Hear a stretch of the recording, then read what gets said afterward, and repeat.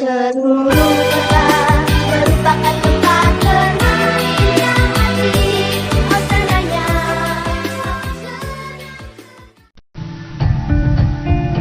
Adegan kini dilanjutkan dengan Oh Sang-mi yang sedang berpura-pura pingsan dan dibawa ke rumah sakit setempat. Tak berapa lama datang seseorang ke kamarnya untuk menawarkannya suatu kesepakatan yang tak bisa Oh Sang-mi tolak. Adegan pun berpindah ke Gon yang sedang berada di rumah aman Korea ditemani sekretaris Yeon di sana. Tiba-tiba Gon mendapatkan panggilan dari Haeri, namun sekretaris Yeon memberitahukannya bahwa penggunaan ponsel di rumah aman merupakan hal yang dilarang. Ia pun lalu mengambil ponsel milik Gon dan bergegas pergi dari sana. Di lantai bawah terlihat beberapa anggota BIN mulai berjaga dan Haeri termasuk di dalamnya. Dari luar jendela, Gon melihat sekretaris Yeon sedang berbincang dengan atasan Haeri, yakni Min-sik. Hingga datanglah Haeri masuk ke kamar Gon sambil membawakannya cai herang, lalu ia pun memberikan selamat atas usaha Gon yang berhasil membuat presiden turun tangan pada kasusnya. 차달건 인정. 완전 인정. 전쟁의 신? 짠! Di tempat lain terlihat Oh Sang-mi sedang diinterogasi oleh Jo Chul dan Direktur BIN. Lalu Ki-teung masuk untuk kembali menginterogasi Oh Sang-mi yang sama sekali tidak mau membuka mulutnya atas peristiwa jatuhnya pesawat B357. Oh Sang-mi berkelit bahwa yang ditelepon oleh suaminya saat berada di dalam kokpit pesawat adalah dirinya. Namun hal itu berhasil dibantahkan Ki-teung yang mengatakan bahwa nomor ponsel Oh Sang-mi tidak ada dalam daftar panggilan ponsel sang suami. Ki-teung lalu mengetes Oh Sang-mi dengan berbicara bahasa Spanyol yang ternyata Oh Sang-mi juga mahir dalam berbahasa Spanyol. Dan tiba-tiba Jo Chul menyuruh Ki-teung untuk melepaskan Oh Sang-mi dari dalam sana. Kembali ke rumah aman. Di sini terlihat Gon sudah mulai tertidur dan para penjaga dari BIM sedang mengisi perut mereka yang kosong dengan memakan mie ramen yang mereka pesan melalui layanan Gober di sana. Di adegan lain terlihat sekelompok pembunuh bayaran yang mengambil alih tugas dari Lily sebelumnya, di mana mereka sedang bersiap untuk menghabisi Gon malam ini. Salah satu dari tentara bayaran ini menyamar sebagai driver Gober dan kembali ke rumah aman di mana Gon berada untuk mengambil piring dari makanan yang mereka pesan sebelumnya. Dalam makanan yang sebelumnya mereka makan ternyata sudah dicampur dengan obat bius yang mana ini membuat semua penjaga di dalam sana tertidur termasuk juga Haeri. Gon yang menyadari ada yang tak beres sebelumnya sudah mempersiapkan bahwa akan ada yang mencoba membunuhnya malam ini. Ia pun bertarung dengan pembunuh bayaran itu.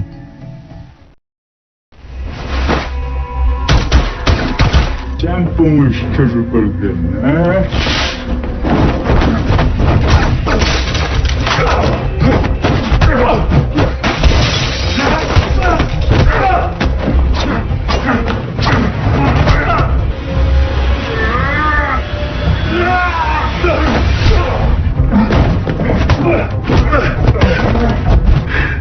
내가 빨리 돌봐니까 뭐가 단단하네.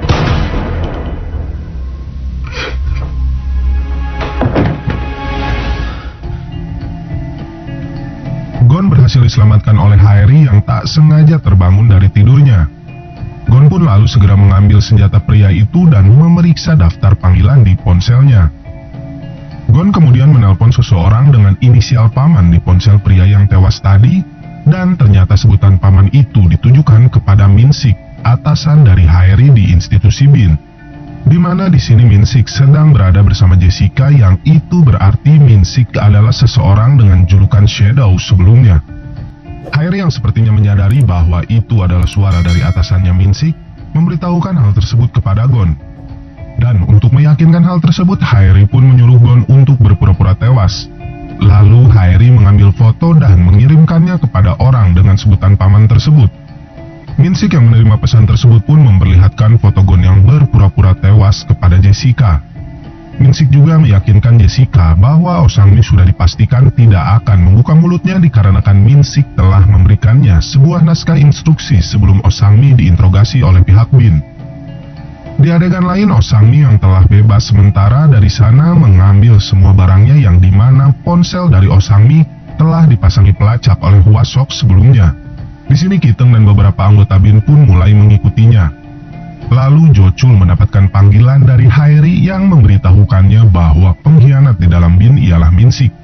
Jocul pun segera menyuruh Hairi dan Gon untuk pergi dari sana bersama mayat pria yang tewas sebelumnya, dan Hairi berpura-pura tidak mengetahui kejadian yang sebenarnya di hadapan Minsik nanti. Gon pun lalu membawa mayat pria tadi kepada Jocul yang ternyata di sini Jocul mengenali wajah dari pria tersebut. Jocul mengatakan bahwa mayat pria itu adalah salah satu dari tentara bayaran yang disebut tak bisa dibunuh. Mereka adalah prajurit yang direkrut oleh Bin untuk misi mereka, yang mana para tentara bayaran ini dulunya merupakan pembelot dari Korea Utara. Minsik ternyata mengumpulkan kembali para anggota tak bisa dibunuh setelah sebelumnya Bin membubarkan mereka. Setelahnya Hairi pun menelpon Minsik dan berpura-pura melaporkan bahwa Gon menghilang dari sana. Minsik yang tampaknya tidak kaget itu pun menyuruh anak buahnya yang lain untuk menghapus bukti rekaman CCTV dan menyuruh Hairi untuk keluar dari misi menjaga Gon. Minsik lalu menelpon salah satu tentara bayarannya yang bernama Kim Do-so dan memastikan bahwa Oh Sang-mi dalam posisi yang aman untuk mereka tangkap. Kemudian taksi yang ditumpangi Oh Sang-mi pun berhenti di sebuah gereja di dekat stasiun Hagie. Lalu ia pun melakukan panggilan telepon di sana kepada sang suami Kim Wo-gi menggunakan sebuah ponsel yang sudah disembunyikan sebelumnya.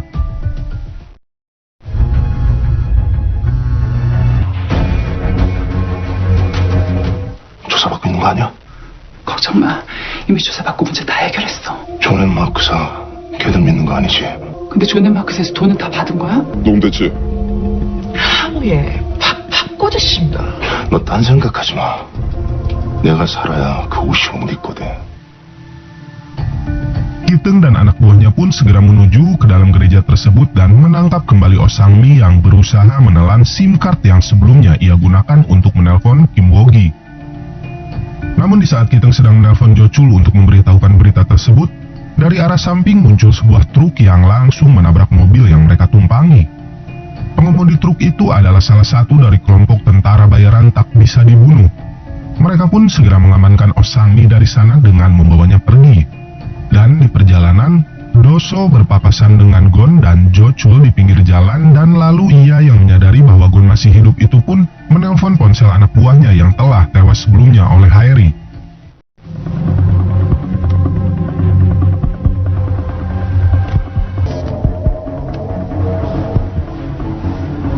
우리 공출이 어떻게 했어? 지옥에 있겠지. 겁나 세게. 도수 너 김도수 맞지? 나 강주철이다. Do-so yang menyadari ada suara Jocul di sana segera menanyakan hal itu kepada Minsik yang dimana ia sedang berpesta atas keberhasilan palsunya bersama sang direktur Bin. Gon dan Jocul yang tiba di lokasi kecelakaan Kiteng pun segera mengamankan barang bukti ponsel yang berada di dalam mobil yang ditumpangi Kiteng. Jocul lalu menelpon Hairi yang sedang berada di sebuah klub malam untuk menangkap Minsik dan memerintahkannya untuk membunuh Minsik apabila ia melakukan perlawanan saat ditangkap.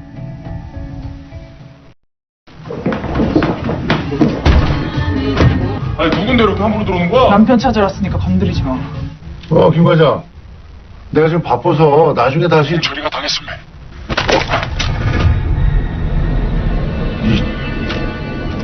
민 국장님이 차달건을 죽이려고 안가에 킬러를 보냈습니다. 얼마를 받아 처먹은 겁니까? 일단 총 내려놓고 좀 대화 좀 하자. 진짜로! 진짜로 쏠 겁니다, 이 나쁜 새끼야! Namun sayangnya Minsik berhasil lolos dengan berlari kabur dari dalam sana dan diselamatkan oleh seorang polisi yang sepertinya merupakan polisi korup yang telah disogok. Direktur Bin yang tidak menyangka hal ini pun segera bertemu dengan Jocul dan meminta untuk memimpin kasus ini. Kiteng yang berada di rumah sakit lalu dijenguk oleh Hairi yang mana sepertinya Hairi di sini menaruh perasaan kepada atasannya itu. Dan Gon yang menyaksikan hal itu pun menjadi terluka dan kembali ke apartemennya untuk makan malam. Namun tanpa diduga, Hairi kembali datang ke apartemen Gon sambil membawakannya ayam Kentucky untuk dimakan bersama Gon. Gon lalu mengambil sebotol soju dari dalam kulkas untuk diminumnya bersama ayam Kentucky tadi. Tak berapa lama, Hairi yang lemah itu pun mabuk berat di dalam apartemen Gon dan mulai mengigau tentang Kiteng di hadapan Gon dan tiba-tiba... 그리고 아닙니다. 저 혼자 할 수 있습니다. 데리고 일어나봐. 집에 가자. 팀장님은 제가 그렇게 싫으신 겁니까? 데리고 일어나봐. 집에 가자 해야지. 나 뭐? 내 거 하자고. 어이.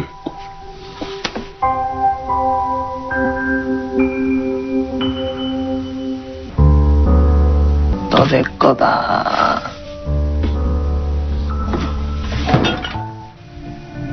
Di lain tempat, Direktur An sedang bersama Presiden dan Perdana Menteri Joe untuk melaporkan temuannya atas kasus pesawat B357. Namun di sini nampaknya Perdana Menteri Joe mempertanyakan bukti yang dimiliki oleh Bin atas temuan mereka.